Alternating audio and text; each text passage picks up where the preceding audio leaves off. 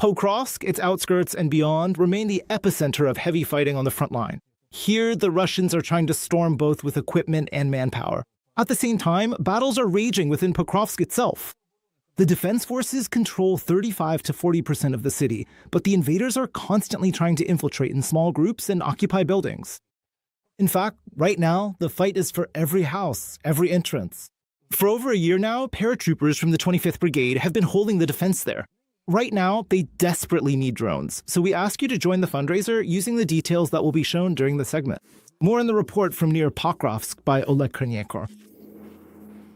Go left like this toward the garage, go left down the street, and I'll be listening to what you're up to over there. Hogan, everything needs to be reviewed. This is Remains of Shackles, Pokrovskaya. Only us, he greets. Our drones are already combing the ruins and looking for enemy infantry. Look, well, it's like no one is there. Let's do a detailed reconnaissance of the street there. There is not a single surviving building in the city. Almost every minute, guided aerial bombs, artillery shells, and drones are exploding here at Oktobo in the window. Because of the dense buildings, the fighting is happening at very short distances. In some sections of our front, the contacts between opposing forces are very close together, while in other areas, the distance between them can be as much as 300 to 400 meters. It really is different everywhere along the line. The front line itself, which is specifically defined by the brigade. The range can vary significantly, extending from the heights of urban buildings all the way to the natural outlines formed by tree lines.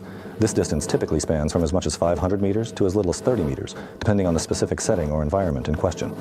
Currently, the defense forces control 35 to 40% of Pokrovsk, according to the paratroopers. For a more active offensive, the Russians have even brought in their elite troops here. They're storming from the southern part. The tactics remain the same. They try to slip through our positions in small groups. They keep replenishing them, making sure that there are always enough people to maintain their presence. Whenever more support is needed, they send in additional personnel. And it is not just a small group of 10 or 20 people. They actually send a much larger number, typically ranging from 80 up to 120 individuals at a time. They reinforce them as much as possible, because they know that if they only send 10 or 20, nothing will come of it. They're throwing in as much of this meat as they can. That's what I'm saying. But despite their advantage in manpower, Ukrainian drone operators aren't letting the enemy advance actively. The sky over Pokrovsk is filled with drones. This is the entrance to the Dynasevsky plant. They used to make bricks here. And these are fire-resistant ones. There are enemies there. Did you spot a lot of them? Well, as you can see, everything is destroyed now. We spotted them and worked on their plant. They tried to get through under the cover of fog. The assault groups located in Pokrovsk, specifically 3 of them were eliminated and 1 was wounded. But this morning, it's very hard for our drone operators to work. Thick fog, the weather isn't good for flying. But we must fly, so if anything happens, we can warn our infantry about danger or quickly strike enemy assault troops. A strike. Just an hour ago, visibility was even worse. It was higher. And that's why we lost 2 drones. That's what happened.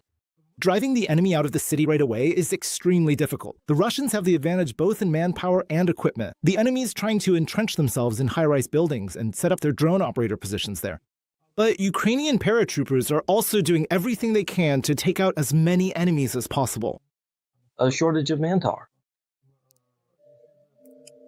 The enemy, on the other hand, has plenty of resources. He just throws them in, as much as possible. So sometimes it's 5 or 6 assault groups, hoping that some of them will make it through. But our approach is to preserve our personnel as much as possible, because we don't have many troops. And understandably, our losses are a bit lower. Meanwhile, our engineering troops are actively working in the Pokrovsk direction. They're strengthening the defensive lines and trying to protect our supply routes. Because enemy drones sometimes reach even deep into the rear. Oleg Kornienko, Fax CTD. United News.